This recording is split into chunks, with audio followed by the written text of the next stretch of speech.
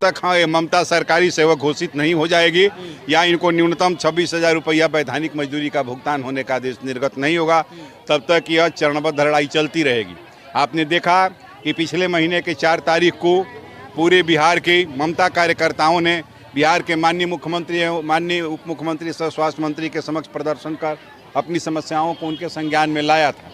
नीतिगत समस्याएं तो दूर होने में समय लगती है, इस बात को हम भी मानते हैं, लेकिन जो सरकार ने इसको घोषणा कर दिया है, जो सरकार इसको दे रही है 300 रुपया पर डिलीवरी सामूहिक रूप में, उसका भी 1 साल से भुगतान नहीं हो रहा है। इस बिहार में 1 साल से किसी का भी वेतन बंद नहीं है।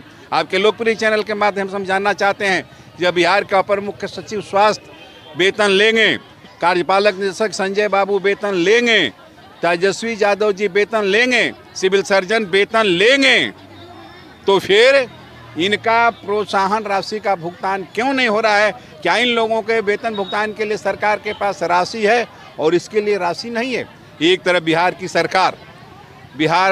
सरकार जो है अनुसूचित जाति जनजाति विभाग के तहत बिहार राज्य महादलित विकास निगम का गठन करके उसमें विकास मित्र की बहाली करके और बिहार की सरकार महादलित के विकास की बात कर रही है और दूसरी तरफ महादलित परिवार के महिलाओं से साल भर से बेगारी करा रही है बिना पैसा दिए। इसके विरोध में यह आयोजित है। साथ ही साथ हमारी मुख्य मांग है, इनको सरकारी सेवक घोषित किया जाए। जब तक घोषित नहीं किया जाता है 26,000 रुपया न्यूनतम वैधानिक मजदूरी का भुगतान किया जाए। सेवानिवृत्ति के बाद 10,000 रुपया महीना पेंशन दिया जाए। इनको मृत्यु हो जाने पर कार्यकाल में इनके जगह पर इनके परिवार को अनुकंपा के आधार पर नियुक्ति दिया जाए, अनुदान दिया जाए। इनको साड़ी, 2 पेटीकोट, 2 ब्लाउज, ऊनी कपड़ा, मोबाइल रिचार्ज कूपन के साथ उपलब्ध कराते हुए इनको अस्पतालों में उठने बैठने की व्यवस्था किया जाए। इनसे जो बेगार कार्य कराया जा रहा है अस्पतालों में, उस पर रोक लगाई जाए। साथ ही साथ ये महादलित परिवार के जो मोहल्ले हैं, उन मोहल्लों के बसावट को मुख्य रोड से जोड़ा जाए।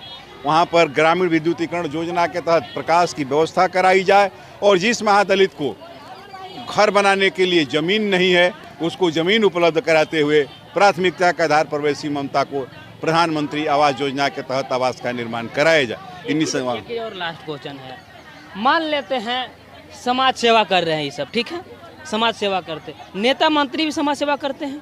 फर्क सिर्फ इतना है कि वो विधायक मंत्री बन जाते हैं, लेकिन इन सब कर्मचारी बन के ही रह जाते हैं। लेकिन उन लोगों का पेमेंट में अंतर, इन लोगों का पेमेंट में अंतर, आसमान जमीन से भी फर्क हमको लग रहा है। ऐसा भेदभाव क्यों होता है? ऐसा भेदभाव इसलिए हुआ है कि जो भारत की सरकार है और जो बिहार की सरकार है, ये सरकार मजदूर की सरकार नहीं है। ये सरकार जो है, भारत की सरकार तो विशुद्ध कारपोरेट परस्त सांप्रदायिक पूंजीवादी ताकतों का गठजोड़ है। और बिहार की जो नीतीश और तेजस्वी की भी सरकार है, यह भी मजदूर की सरकार नहीं है, यह कुलकों की सरकार है, यह भी जमींदारों की सरकार है और ये भी पूंजीपतियों की सरकार है। इसलिए ऐसा हो रहा है। एक तरफ तो सर कहते हैं कि नीतीश जी कहते हैं हम विकास पुरुष हैं, विकास करते हैं, दूसरी तरफ आरजेडी की तरफ से आता है कि दवाई और कार्रवाई वाली हमारी सरकार है। तो सरकार ये तो नारा का मूल्यांकन करने के लिए ही आप लोग हैं। तो यदि कार्रवाई की सरकार है तो इसका भुगतान क्यों नहीं हो रहा है? इसका भुगतान नहीं होना आपके संज्ञान में 1 महीना पहले आया, उसके बाद भी नहीं हुआ, तो कौन सी कार्रवाई स्वास्थ्य विभाग ने किया?